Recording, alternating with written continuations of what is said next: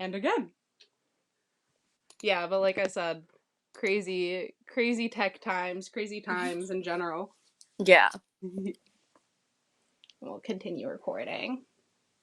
All right, Laura. Well, I guess with that, we can just get into it. So I'll go ahead and pop this off and say hello to everybody watching. So, hello, everyone. My name is Alexis with Mastermind Adventures. Mastermind Adventures is a community of creative professionals, and we are creating um, a community where we can conquer isolation and loneliness through play. So, one of our initiatives is the Game Master for Hire program, GM for short. Today, we'll be talking with Laura Erwin, one of our GMs for Hire. Laura, would you like to go ahead and give us a little bit of your origin story and a little bit about yourself?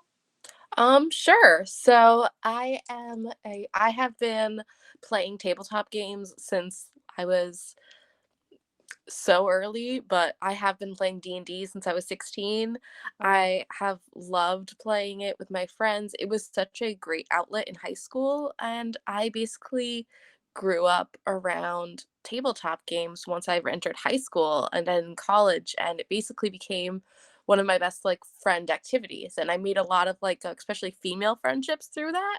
And mm. so becoming a game master was really important to me because I really loved telling stories and creating, and I make a lot of art and comics and zines and stuff like that. So being a GM is just something that like extends that like storytelling and creativity.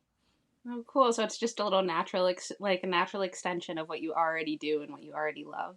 Yeah, it's like theater, but you don't have to like audition for a role. You just automatically are part of the group. It's really, Yeah, really great. that's such a good way to think about it. It really is. And it does have, it strikes me like a lot of theater personalities tend to love gaming and be drawn to it. That's so true. Did you have someone that brought you into the world of gaming when you were 16, or were you just interested on your own? When I was 16, I some of my friends were playing D&D and my boyfriend at the time was playing D&D and I knew nothing about Dungeons and Dragons. So I was like, "Can I be a pixie? Can I be a fairy? What can I be?" And so I went in knowing pretty much nothing and not really even having read Lord of the Rings or The Hobbit or anything like that, and just kind of going in kind of a total newbie and then falling in love with like making a character and playing that character. And I remember I would dress up as that character, and then that has kind of transferred over to my adult games where I get really attached to my characters, and I've been able to really like make friendships through that and kind of build through my characters. Oh, that's so cool. I love hearing that you had a little community even in high school. I feel like that can be the toughest thing for people is to find a little niche and to get a group together to actually get going. If they like before the internet, I can't imagine how much more difficult that would have been. Yeah, I just like it was so lucky that in high school that all came together. That's so awesome. I love hearing that, especially how you say like female relationships. I think that can be like a trickier thing too. I feel like girls are a little, even if they're into it, they're like a little more reserved about expressing that they're into it. So it's such a good way to foster like those connections. Yeah, and it's so funny because my first ever game I played was like four girls, two guys. And like my main campaign was like all girls. And Mm. then my campaign now is also all girls. And so like I really like it's just been like the opposite of what the normal D&D trope is where there's only one girl in the game, where it's like there's so many like girls who want to game and they kind of like create their own little niche and their own little friend group to play these games. Oh my gosh, yeah, it's so true. I That's really cool that you got to experience it like that. I think that's such a unique a unique little world to be a part of, and it's just it's something we need more of for sure. Do you what are you going to be offering in regards to masterminds? For masterminds, I do a beginner Minds of Fandelver campaign. That was Ooh. the first game I ever ran, and it is the starter set from Dungeons and Dragons. So it's a great introduction for beginners. Mhm. And so that is a campaign that I'm running right now, and it happens on every Friday at 7. And so we are currently looking for more players to join in that. And then also, I do some one shots. I'm really interested in soon. There should be a nostalgic one shot based off of Neverending Story. Oh, that's so cool. And then also a Kids on Brooms, which you can see my Twitch stream of me running Kids on Brooms, the Halloween special. So that was really fun. I really want to play more with the Kids on Brooms and Kids on Bikes world because it is such an interesting system and it's such a fun, like, we had so much fun playing it, but I haven't really like gone to like run those games that much and I really like want to dive into them. Ooh, can you explain a little bit more about those worlds? I haven't like personally been involved with any of that. So just a little more of what the Kids on Bikes is about and Kids on Brooms. So Kids on Bikes really hits the point of Stranger Things nostalgia and it really creates this like I know a lot of my friends got into D&D, like my friends now, they watched Stranger Things and they loved it, and then that brought them into Dungeons and Dragons. Yeah. And so this sort of takes the Stranger Things world and you get to be the kids on bikes discovering mysteries and kind of like you get to do either sci-fi or horror stories and you really get this like fun high school drama aspect of it. And then on Kids on Brooms is a very similar system. But instead you are at a magic school, and what's really cool about that is that you get to make the school together. So Oh, instead of having an established world like the world of Harry Potter, you are sitting there and be like, well, I think there should be trolls in this world. I think this person should be the teacher. And you're kind of like building this like world together. And so it leads to so many more open opportunities. Like one guy said, he's like, I don't know if this is okay, but can I be a dwarf? Like from Dungeons and Dragons, but like, going to school here as an exchange student. And I yeah. thought it was just so fun. Yeah, you're like, we can do anything. This is our world. That's so great. Do you is there a certain age range that you find that seems to be more attracted to those type of world building, or is it kind of something everyone is interested in? I mean, I think most people I really am interested through like television and media. And so like Kids on Brooms, it like hits that Harry Potter niche for like people. Yeah, And for it's so easy to like translate that into a game for people. I think a mm, lot of times with high fantasy and like Lord of the Rings and stuff like that is sometimes people get a little like um they get a little like nervous because they don't know everything about something or there's been so much gatekeeping in that. And so yeah. when you like bring down the fantasy level or you get to like attach it to something that they love, like for fantasy, like mixing it with like the Shira world, it might be a lot more accessible for people versus having something that has the Dungeons and Dragons lore to it. So I love playing in those worlds. They're really fun. And then also I used to cosplay, so like playing as a character from a TV show or movie is always just so fun. Yes. Yeah, there's nothing more fun than just getting dressed up and being able to embody something you don't get to do on the regular basis or like express those sides of you that are characters you love so much. Yeah, I mean, after seeing like I saw the Netflix Winx trailer, and after Ooh. seeing that, I really want to be like, I need to fix this.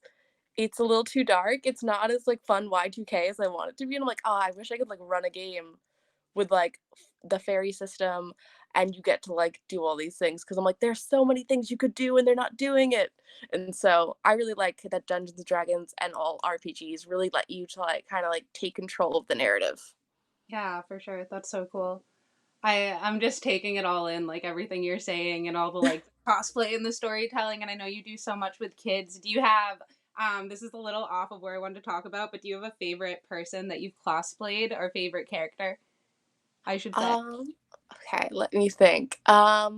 So I cosplayed as Captain Marvel before she got her big movie, and no one knew who I was, and so that was a really fun experience where I would go to conventions and like they'd be like, "Oh, that's like this, like is that this person?" And so I had so much fun with that. But I definitely really loved being Elizabeth from BioShock Infinite. I love the world of that. It's such an interesting like video game world and she's such like Mm. a fun character. So I really enjoyed that, especially like her powers were really cool. So I made my own costume, I made my own corset, and then I made the skirt and everything and I had like a wig that I styled. It was so much fun. Oh, that's so impressive. What was making your own corset like? That seems like a whole project in itself. Well, I went to school for fashion, so I have a Oh, background in sewing and costuming and stuff like that. But even then, I'm always very like, I'm more like fast and loose with my designs and stuff like that. So it was always making a corset is always like a lot of adjusting, a lot of fixing. And I really had a lot of fun doing that. And like, I followed just a pattern and it wasn't that bad actually. Yeah, one step at a time. Oh, that's so cool. I've always been so envious of people who make their own I mean, I could too. Well, anyone can learn a thing, but it's such an impressive skill. Like people who make their own cosplay costumes, Halloween costumes, and I'm just so mind blown by the detail and just some people it's like they took it places that you would have never imagined they could. And I just hope that they stay stored so beautifully like in the like on display in their homes. So Yeah, that does not happen. It's like lives in your closet, and I'm like, oh, but sometimes like you'll like come across it, and you'll be like, that costume. that was good times. Do you ever just like dress up with them for like cleaning? You're like, I need to give this one more wear. Oh, I love doing like Disney bounding like on outfits during the day to like kind of like give me some like, yeah, let's do this.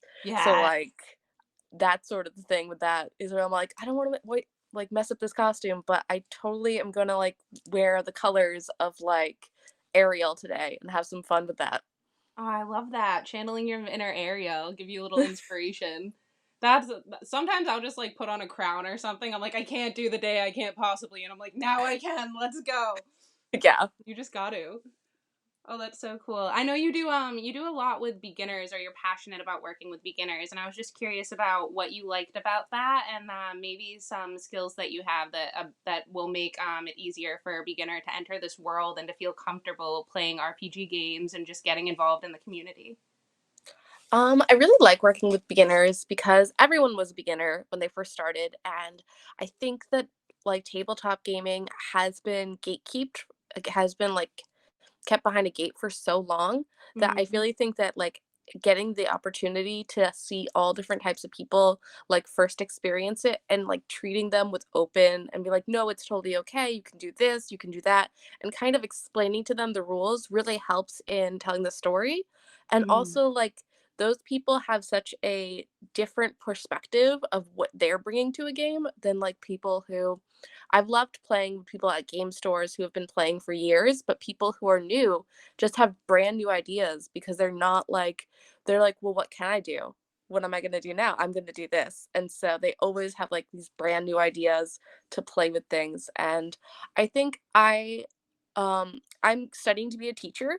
And so I'm kind of like I try to like look at everything as like a teaching experience and kind of like teaching people like how to play games. You have to be responsive and understanding and empathetic, and I think that's really important to make people feel comfortable when playing games.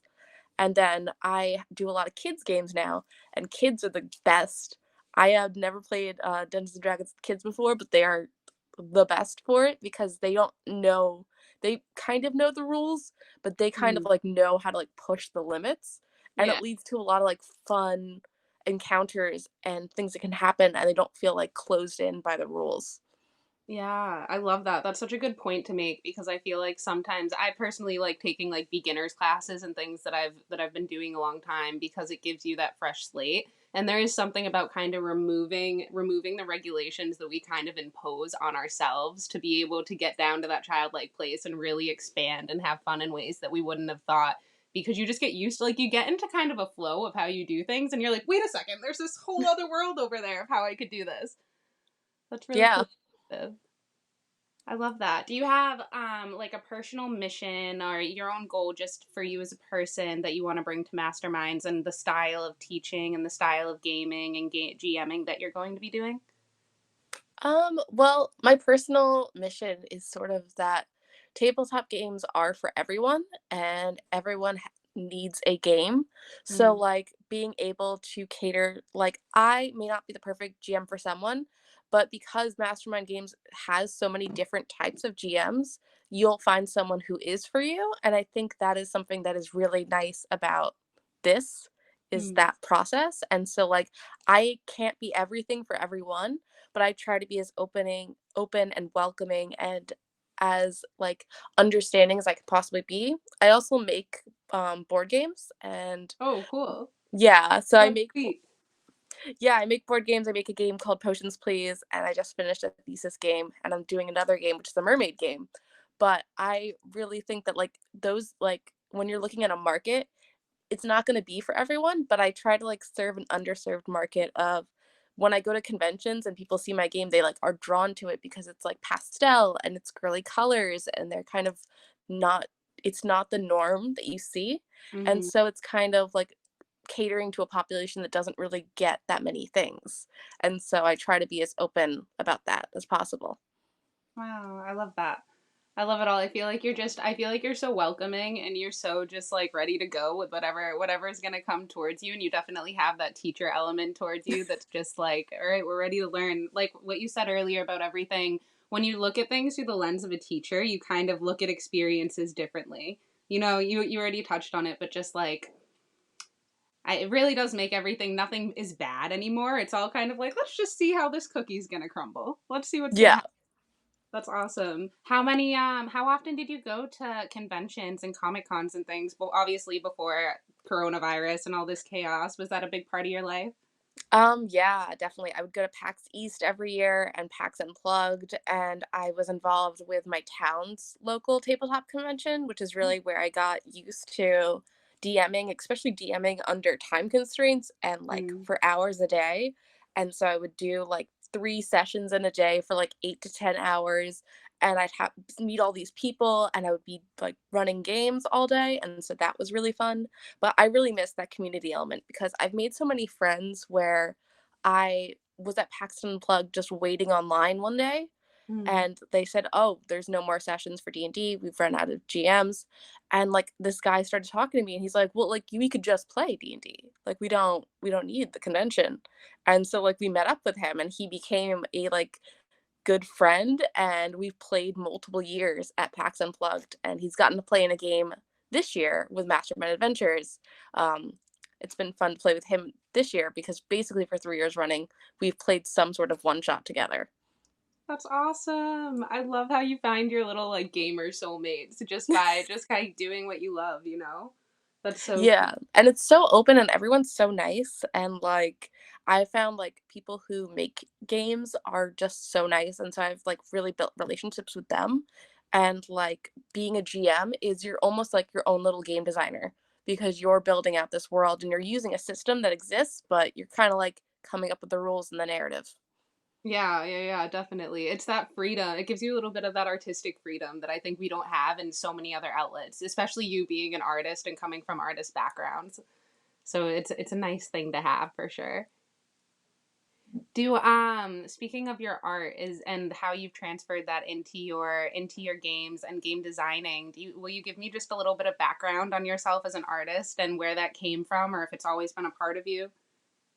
Sure. I've been drawing and doing art forever, as most people have, but I really loved making costumes and doing fashion design and fashion illustration in middle school and high school. So I kind of was always delving into that and drawing characters.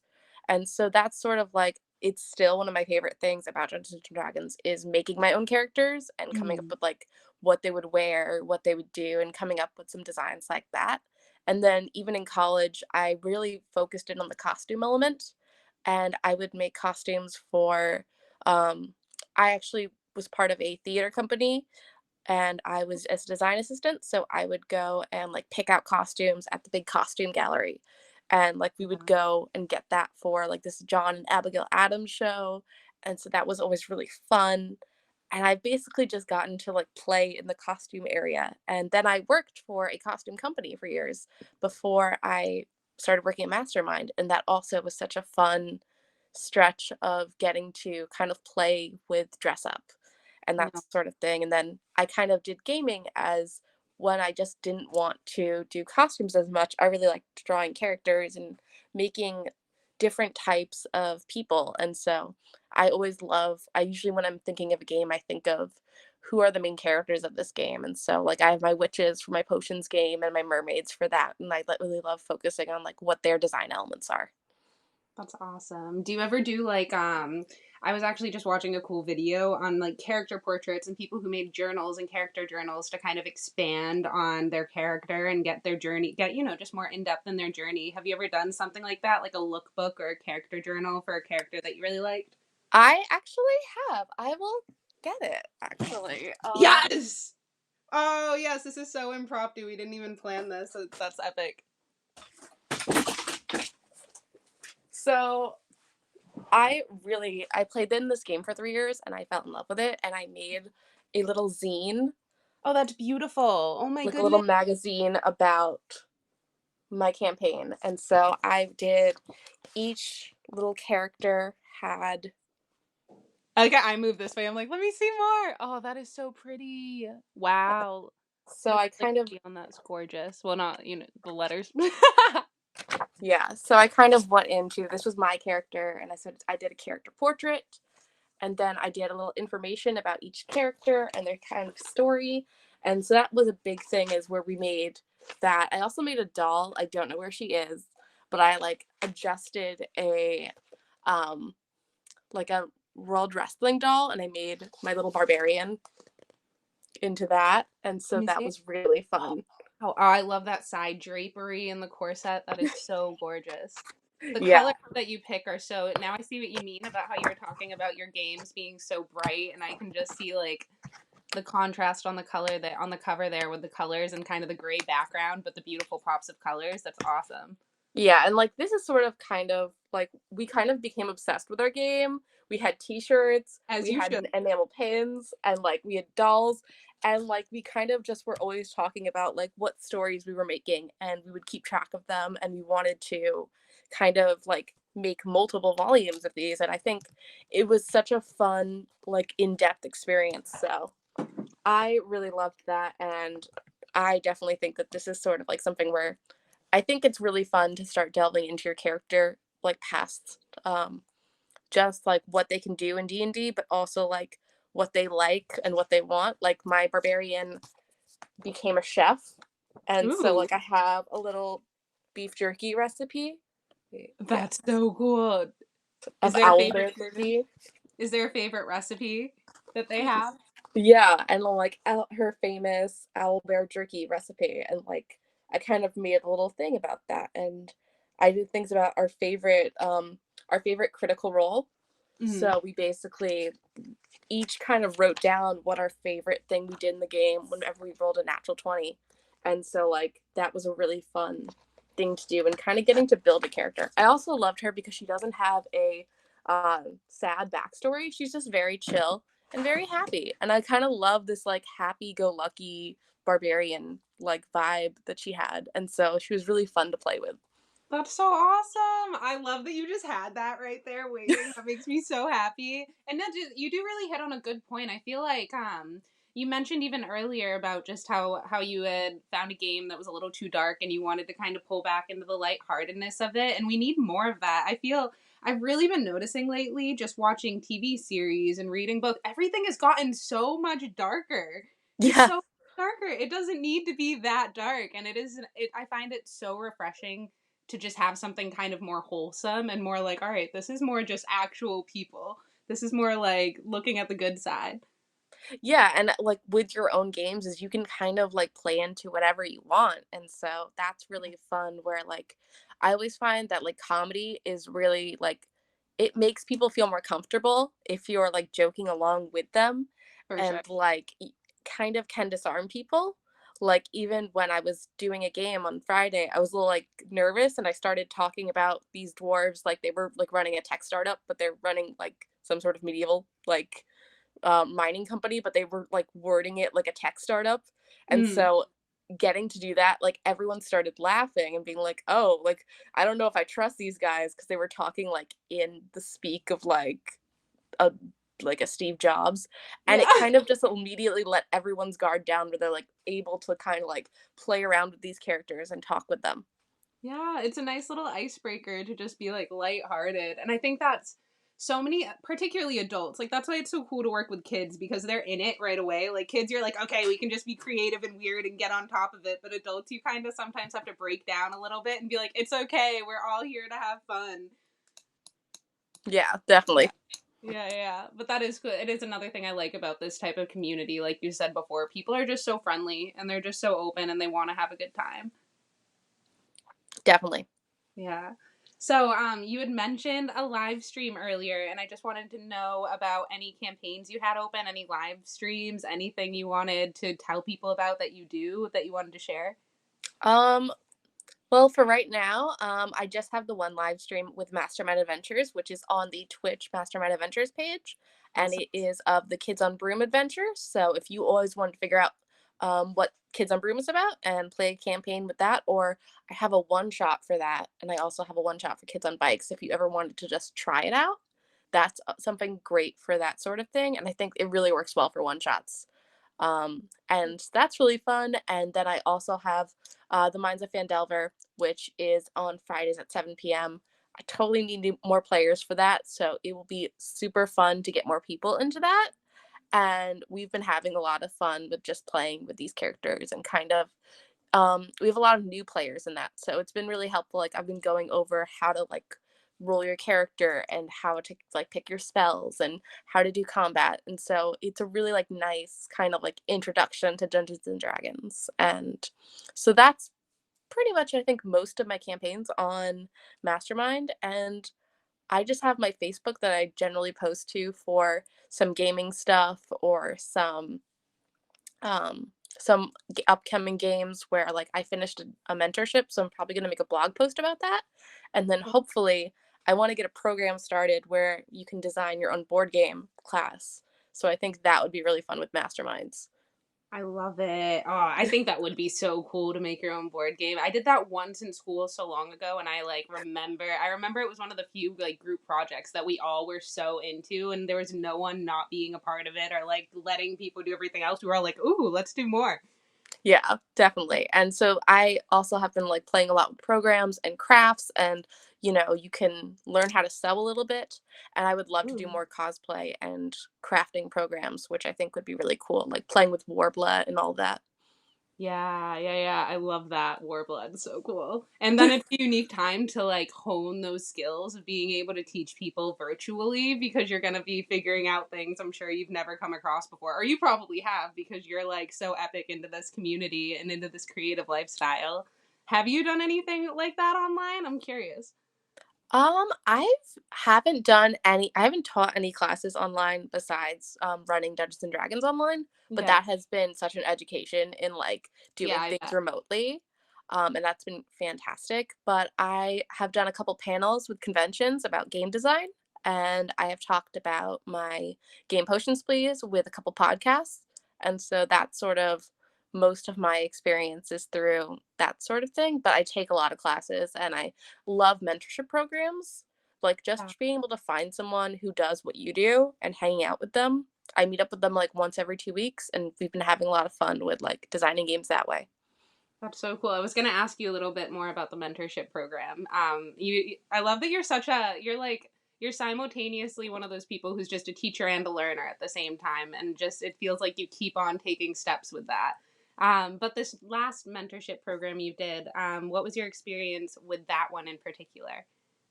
I was doing a tabletop mentorship program through the Tabletop Gaming Network, and they created this program where they matched you with a mentor who that you thought would like work well with you, which I Hmm. thought was great. And I had this great mentor named Jeffrey Engelstein. He's a professor of game design, which was Oh, so wow. helpful. And he's super like he's made a lot of games, and it was really great because you have someone to keep you accountable. And then this person just kind of like was pushing me to be like, I don't know, you can go bigger. Let's go bigger. Let's Yeah. like, let's not like to worry about it too much. We can always balance things later. We can just go bigger now. And so I felt like really good about pursuing an idea with that person because they were doing for me what I do with people like when they're starting to play games. They're like, no, no, you can do it. Like, you can do whatever you want. Like, you can go bigger. It's fine. You can like ask whatever you want. And so having that sort of mentorship program where someone's talking to you through an issue and like kind of going into that. Like I wasn't sure. I'm like, hey, do you think like mermaids is like a good theme? And he's like, there's maybe a market for it. I don't know. You need to look into it. And so like we were able to push those and kind of find what we wanted to do with it. Yeah, yeah. That's so cool. I bet that is a really nice feeling being a teacher and then finally being in a spot where somebody's let me support you. Let me see how we can expand you. That's Yeah. I love that you do these like ever expanding programs and you keep finding interests to go off of. You know, so many people will end not end their education, but they kind of get done with school and then they're like, all right, like this is life, what's gonna happen? And you've definitely reached out to find more and more and more. So it's really epic. Yeah, definitely. I just love making things and making projects and stuff like that. So whenever I get to focus on a project, I get really happy. So Yeah. that's sort of something that's really fun is when you're working on campaigns, you always are meeting with your friends once a week then because you're like doing a campaign and it kind of gives you a reason to get together because it's Yeah. so easy to like forget to like find each other and hang out in like quarantine especially. Yeah. Like in this way you can kind of always be like, well, we have Sunday nights and we're going to go do that this night, and so it's always something that's really fun. Yeah, it helps you keep a little bit of structure into your life when it gets a little chaotic, like now, obviously, you know? That is so cool. Yeah, And then it does like having other people to keep you accountable, to keep you just in that creative mindset. It's such a gift. That's awesome. Do you is there anything else you wanted to touch on or share or talk about that we didn't get to talk about yet?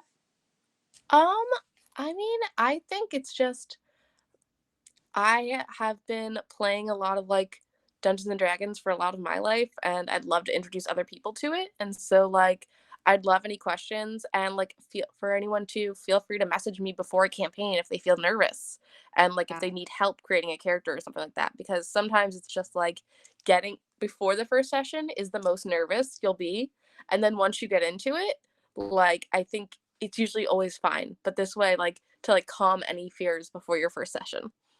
Aw, that's so sweet. I love that you said that because it is. It's just, it's almost just like putting the shoes on before you go running. It's just the hard part is putting on the shoes and then you're there and you're doing it, you know. We all have Definitely. nerves and we all have that weird, like, we just get self conscious sometimes about nothing. And then once you realize how, like, supportive everybody is, it goes away. That's, Definitely. And without conventions, it's really hard to like be thrown into that. And so I think this like company can be really great for you to like throw yourself into something that like and meet new people. yeah, yeah, and it's hard right now, so it's so nice to have an online community of people that are so welcoming and masterminds in particular. Everyone's just so awesome and everyone has such a unique energy that they bring and a unique interest and it's really nice to be able to like share that with other people. Yeah. Awesome. All right, Laura, where can everybody connect with you and find you? You can find me on the Mastermind Adventures page as a GM for hire. You can also find me on Facebook and Instagram as Laura Erwin Designing Games, where I publish my games and I post like blog posts about that sort of thing. And you can always find me on Twitch. Hopefully, maybe I'll do something soon after the new year for like kids on bikes. I think would be really fun, like a winter adventure. So that would be really Oh, fun for a stream. yeah, it would be the perfect time for it too. All the like holiday chaos kind of calms down and everyone's looking for like what's the new thing to get into? Yeah, Yeah, that's awesome. Well, thank you so much, Laura. I had so much fun talking to you, and I think that you have such this fresh and open and just this energy that's going to be welcoming to everyone who wants to play, and your teaching experience really shines through you. So I think you're going to be epic, and everyone's going to be so excited to play with you. thank you for having me. Thank you. We did it. All right, Laura Erwin, everybody. My name's Alexis with Mastermind Adventures. You can find out more about our Game Masters for Hire every Tuesday and Thursday. We're going to be doing these awesome little get to know our GMs like Laura here. And with that being said, everybody say goodbye to Laura Erwin until you get to book some awesome sessions later. Awesome. Bye. Everybody.